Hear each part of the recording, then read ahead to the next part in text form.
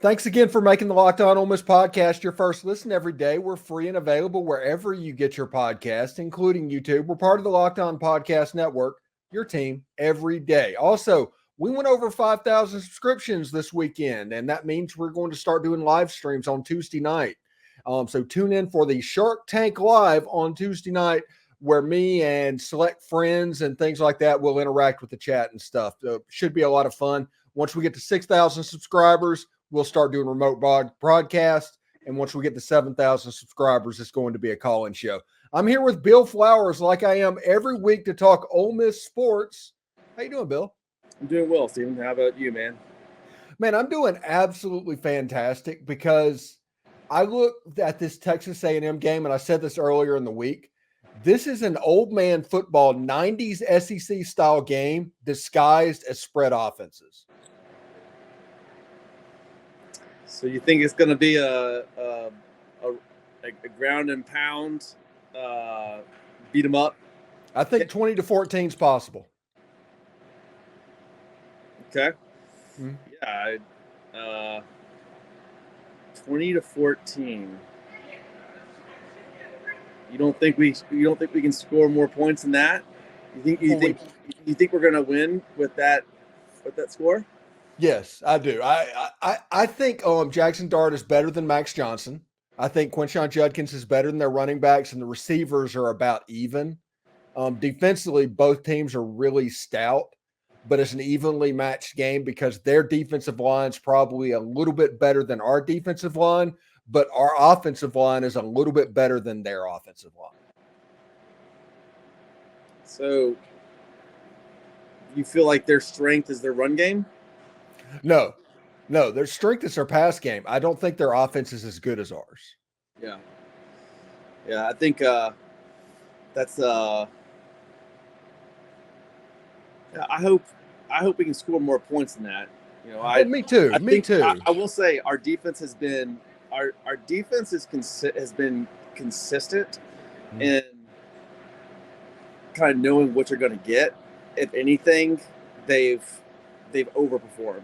I don't think there's been a game except for LSU, which LSU is really good offensively, that they've underperformed. And you would have to say, did they really underperform against LSU? Like we mentioned before, you only have so much talent and I think they played to their absolute best against LSU and made the plays that they needed to make. But defensively, our defense has been consistent. So, I would say 20. I'm gonna think that we're gonna have to score more than 21 points. I think they're gonna put up more than 14 points.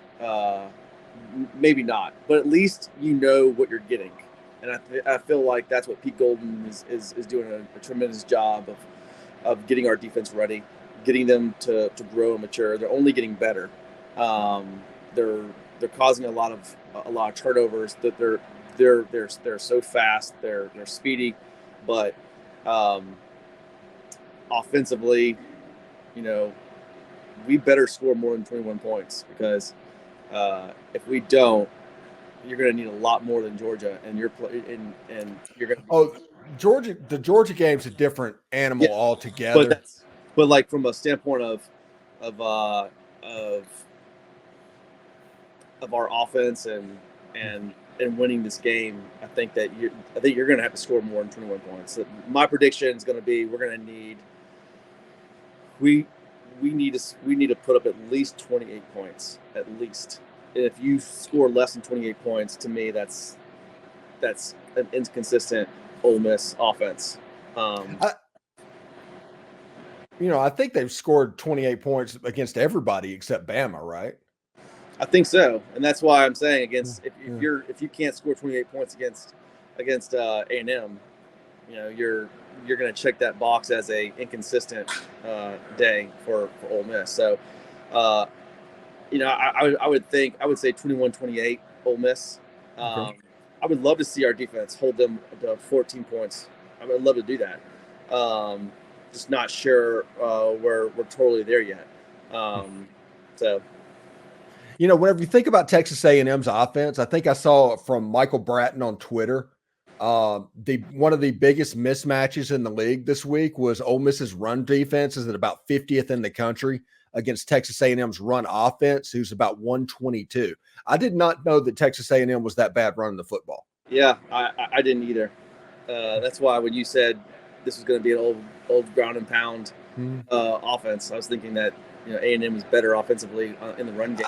I don't necessarily mean the running game is going to be involved. I mean that it's going to be decided by the offensive and defensive line completely. Yeah, well, because we can talk about this like we did before the LSU game because it's the same storyline.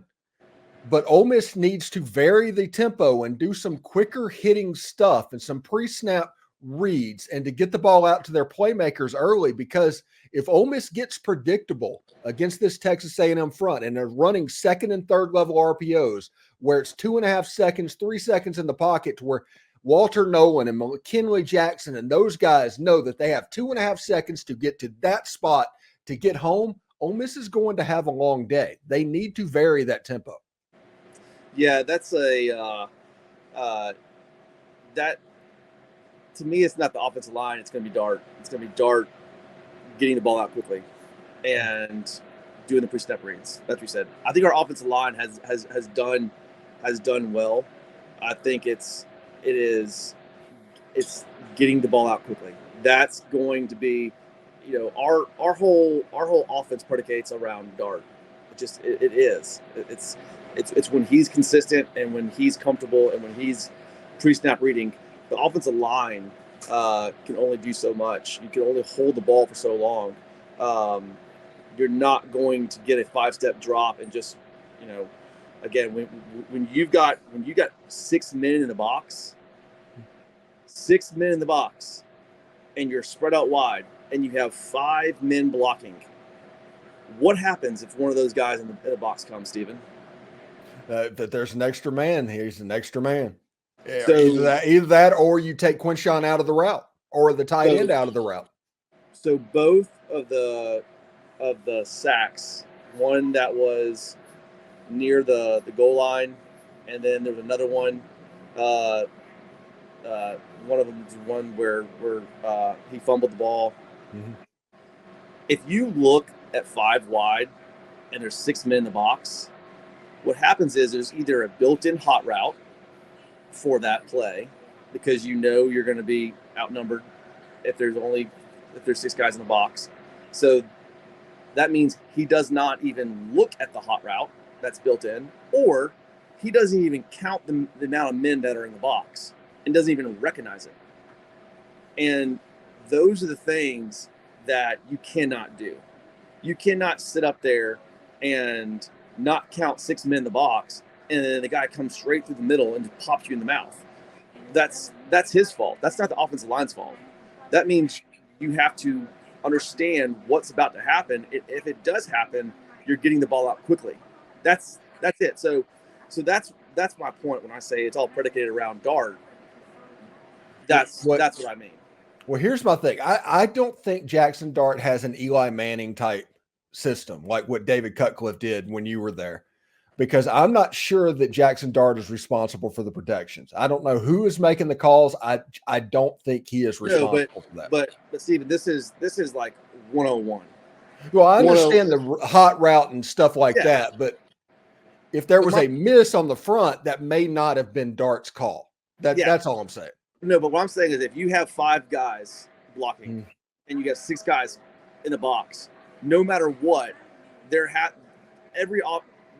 probably a hot route designed in, like, if you got 5 guys, you got 3 or 4, you have 4 passers. There's going to be a crossing route. There's going to be something designed to get the ball out of your hand quickly. If not, recognize that. So those are the things. Like, I mean, that's just 101. I don't care what offense you're in. You have to understand that. And so maybe it's not like checking down and calling out the offensive line to slide or pick somebody up. But if you've got 5 guys and 6 guys come, there's nothing you can do about it unless you are looking unless the quarterback runs and gets out of it. Yeah, and I don't can't do that often. I don't think Kiffin has an offense designed to where if I bring an extra guy, there's nothing you can do about it. I don't believe that. I believe that Kiffin has something designed to where it says if you have an extra guy come, we have that taken care of, either through a quick design route that's in there, or Jaxson Dart does something differently. You can't just let that happen. Now, this is interesting. Okay. So you look at Ole Miss's offense, and Ole Miss might have two receivers that are going out that are part of the play, and then they have three receivers that are simply just occupying defenders. And it's not a true progression type read on a lot of plays, especially these RPOs. So it's a check down, it's a deep shot on an RPO. That's kind of what they do because they have to do that because of tempo. Do you think that they need to expand that to have somebody on the other side of the field running an actual real route? Yes. Yes. Yeah. I mean, why would you? So you're saying the thought is the reason they do it is they run tempo so quickly they can't have somebody on the other side of the field that wasn't involved going for a deep pass and then taking 10 seconds to come back to the line of scrimmage. Yeah. So that's the thought process, but I was just curious what you think about that. I would sort of like what I was saying, just like when I was in high school, we always had the backside always had a route that for the most part is going to occupy some area of the field. Just so you know, I mean, I have a hard time really thinking that that the backside's never going to be utilized in those quick RPO moments. So, yeah, I mean, there should be something designed for that. I wouldn't say you just sit there and just have avoided, backside of the play. Yeah, it's just one of the things they always talk about it when like Josh Heupel is on there that it's basically half field reads, and you heard about that with Matt Corral. They were kind of doing their Ole Miss is kind of a half field read type team, and that's part of that's part of the when you get to the NFL that doesn't work, and it's such a simplified offense to where essentially the coaches are showing. I think the coaches are showing these play cards, and they're pretty much telling them, yes, you're looking at half the field. That's where, if I'm a quarterback and I want to go to the NFL, I'm definitely going to be thinking about, hey, how do I get myself ready to go to the NFL? I'm going to have to be sharp. I'm going to have to be crisp. I'm going to have to be, cerebrally sound to where, Matt Corral, that was the thing that they said, that he probably wasn't mentally ready for the NFL because of the offense he came out of. So, I'm not a big fan of look at one side of the field and then the other side of the field is just completely dead. I feel like, again, you've got 5 men to block. You have 6 guys. If one of those comes, you're screwed. You have to get the ball out quickly. There has to be something. There needs to be something to where you do a check or you tell one of your guys on the backside who's void, as you're pretty much saying, hey, do a slant. Just do a win route. Do a quick win route. Do a quick slant. Do a quick crossing route. Do something to where we're going to hit the void where it is, because I'm going to have to get the ball out of my hands in less than 2 seconds. And that might actually be happening on the backside of the field. Everybody's not paying attention to that. The routes that they're running, those void type routes, are probably slants. They're probably in route, something within 5 yards of the line of scrimmage. Yeah, and I doubt. Yeah, that's what I'm saying. It's like something's built in, and so my point is that is Dart's. That's Dart's fault. Like that's Dart's. Like that's his responsibility. Nobody is saying that like I would blitz him every single play if I was a defensive team. They have. Yeah, I would blitz every time because if what you're saying is true, that there's nothing on the backside, it's only a half side, and no one's doing anything, and there's no hot routes built in. That's idiotic. There's no way that can be. Well, like I said, we don't know the Right. intricacies of this offense. Right. But what I'm saying is that at the end of the day, when 5 guys are protected and 6 guys come, there has to be a built-in hot route or something has to happen. Because in that case, every time you get blitzed, you're going to get you won't be able to get the ball out of your hands. I think we're going to see against Texas A&M, you're going to see a return of the pop pass. I think Caden Prescorn is going to be important. He is going to be the player that kind of keeps those linebackers honest, because it's going to be important against Texas A&M to keep those linebackers honest. So him and Jordan Watkins and Dayton Wade and even Trey Harris to some extent, you're going to see in that little area behind the linebackers and in front of the safeties. I think you're going to see Ole Miss attack that area pretty consistently because they want to slow down those linebackers and flow so you can kind of get Quinshon out. Absolutely. Mm-hmm. I mean, just like I've said before, I feel like if you were to design passes that are 15 yards and in, everybody's kind of in that area. It kind of trains Dart's brain to get the ball out of his hand quickly. You have routes that are going to expose the void that when a linebacker comes, that the hot route, so to speak, is built in. It's there, and that's going to mitigate your linebackers just blitzing on you and just teeing off. And that's what happened at the beginning of the year. You know, you were seeing the run game could not take place because you had linebackers just teeing off and hitting Junkins in the mouth. And then LSU came, and all of a sudden we had crossing routes. We had little 5-yard out routes. We had 15-yard out routes, 10-yard out routes. You had 10-yard crossing routes. You were getting the ball out quickly, and the linebackers couldn't do that. And if they did, the void was exposed, and we prolonged the routes. If they didn't, then Junkins got going, as well as Bentley. So you've got to take what the defense gives you. And so I do not, listen. Kiffin is an offensive genius, so he has things built in. It's whether Dart is executing it. That's why I say, listen, Dart's a great quarterback. Is he executing Kiffin's offense like he's supposed to?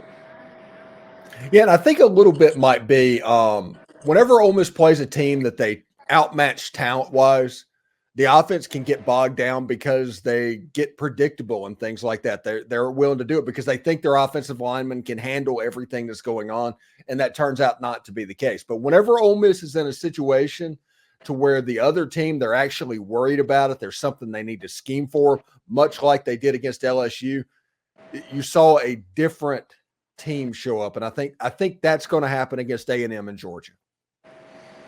Yeah, I hope so. I hope that we see a offense that can be consistent like our defense is, of taking what the defense gives you, like what happened to LSU. We haven't seen that offense that we had at LSU since then. So I'm hoping that takes place, and our defense is just continuing to improve.